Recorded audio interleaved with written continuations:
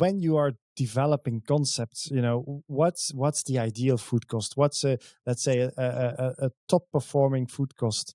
And do you achieve that in reality? What is, do you also experience the gap between the theory that you write down, in the business model, and what is then the execution afterwards? I mean, do you experience that gap as well?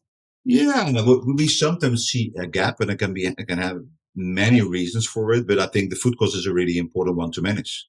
If you see what happened in the last 18 months, there's an increase every month, and really increases until 18, 20, or 30%. So that's something difficult to manage, of course, because this is happening. Then you can have a look at volume procurement, which is another side. I think the other one is also using the right data, also to make sure you bring waste as low as possible. That's another really important one as well.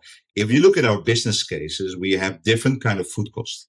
So if you have a fine dining or a casual dining, and fine dining, of course, will be higher. It might be 30 or 33%. I just say something.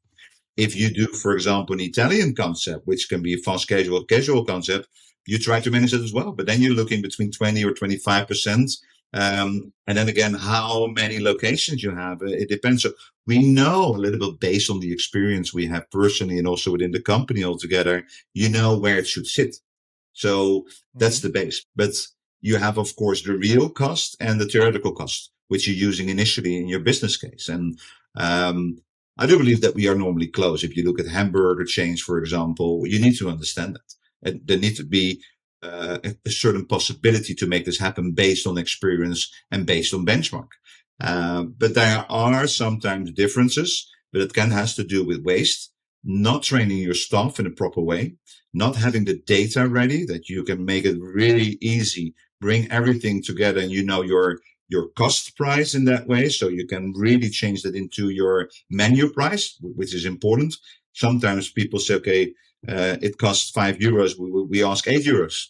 You have an issue. We're up to 60% on food costs. So you need to manage that in a proper way. So there are many different factors that can influence that food cost.